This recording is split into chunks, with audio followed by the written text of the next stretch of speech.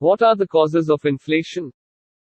Inflation in an economy can be caused by excess demand, or by reduction in the supply of goods and services, or by monetary and fiscal factors. Causes of inflation may be attributed to the following three factors, as follows. Demand factors causing inflation are: 1. Growth of population. 2. Rise in employment and income. 3. Increasing pace of urbanization.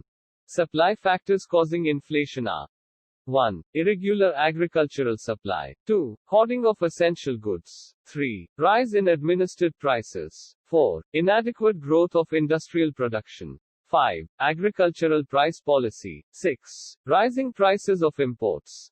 Monetary and fiscal factors causing inflation are: 1. Rising level of government expenditure. 2. Deficit financing.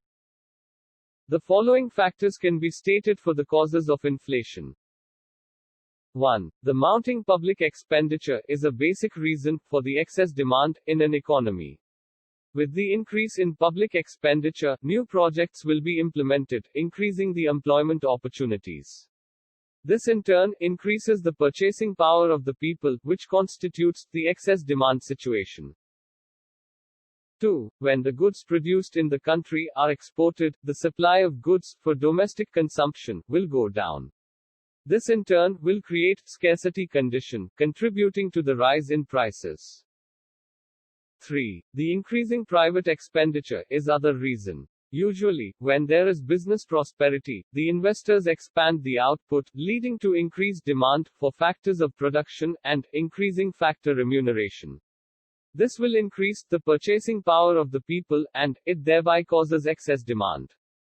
4. The reduction in taxation will also add to the demand for goods, as people will be left with more purchasing power. 5. The refund of public debt by the government certainly adds to the purchasing power, thereby increasing the demand for goods. 6. The ever-increasing population adds to the total demand for commodities, causing scarcity and price rise. 7. A shortage in the supply of commodities can also lead to inflationary situation. This may be due to shortage in the factors of production.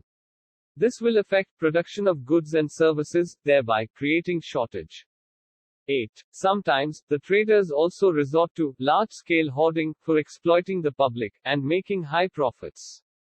The consumers also indulge in hoarding, thereby creating shortage, which is artificial, but adds to the price spiral. Economists have explained the causes of inflation in many ways. Inflation may result due to variety of causes, acting singly or in combination. Some terms are used to show some specific causes. They are currency inflation, budgetary inflation, cost push inflation, demand pull inflation, profit push inflation, excess demand inflation, speculation inflation, imported inflation, over-investment inflation, petroleum inflation, etc. Let us discuss a few important types of inflation from the above list as follows.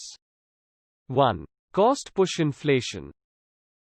Cost push inflation may be the result of rising cost of production. Industries faced with rising production costs push prices up. Increased prices will further increase production costs. Normally, this cost push is associated with wage cost, as the trade unionists claim, for excessive increase in wages.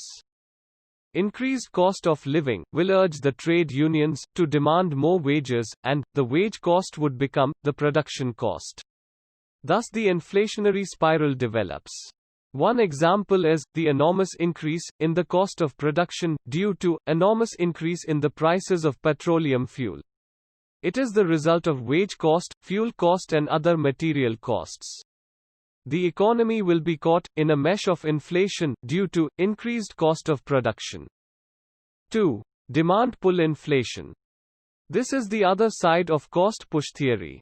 Inflation sets in due to persistent increase in general demand. This is only complementary to cost push inflation.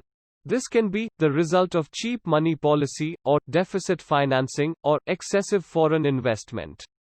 Industries wanting to produce more goods to meet the demand will bid up the prices of their inputs. This will spread inflation to other sectors.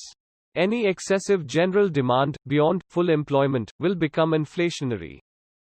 3. Import inflation. Some economies may not generate trade cycles by themselves, but they may have ups and downs through external trade or through the international trade multiplier. Higher import prices or higher export prices, or both, may generate inflation in the economy. Measures to check or to control inflation. Inflation has to be controlled. Otherwise, the extent of damage done to the economy will be substantial, and the economy would take a long time to recover from the effects of inflation. Measures to check inflation would include steps to control the growth of demand, and increase in agricultural and industrial supply, so that balance between demand and supply is maintained. Government has made efforts to overcome inflationary situation and bring about price stability. Inflation is a complex phenomenon. It should be attacked from various angles. The methods of controlling inflation and mitigating its severity can be classified into the following broad categories of instruments commonly used in order to control inflation in a modern economy. 1. Monetary measures or restricted availability of credit. 2. Fiscal measures or reduced budget deficit. 3. Physical and direct method. Let us discuss them briefly, as follows. Monetary measures to control inflation. Since too much money will be the fundamental problem in the economy, the central banking authorities use various weapons available in its armory to combat inflation through reduction of money supply and credit. The various methods available are: 1. Changing the bank rate. 2. Open market operations. 3. Increasing the reserve ratio of commercial banks, and 4. Placing effective curbs on advances made by the commercial banks. By these methods, the available money in the economy will be reduced. A tight money condition will be created. But if inflation is due to expansion of currency to finance war or development, monetary measures will not be successful. Fiscal measures to control inflation. By adopting suitable measures in taxation, public expenditure, and borrowing, the government can effectively curb inflation. In order to reduce the disposable income with the people, the tax rates could be enhanced on a selective basis, or new taxes could be introduced, by which a sizable portion of the purchasing power of the community could be reduced. The government would adopt various measures to mop up the savings of the people, and, thereby, try to reduce current demand for goods. Reduction of public expenditure and surplus budgeting would go a long way to reduce inflationary pressures in the economy. Physical and direct method of controlling inflation. The two methods stated above are only indirect methods. Under direct method, the government will resort to actual control of supply of money and credit in the country. Wage freeze and income freeze may be imposed. Wages, salaries and profit margins could be controlled.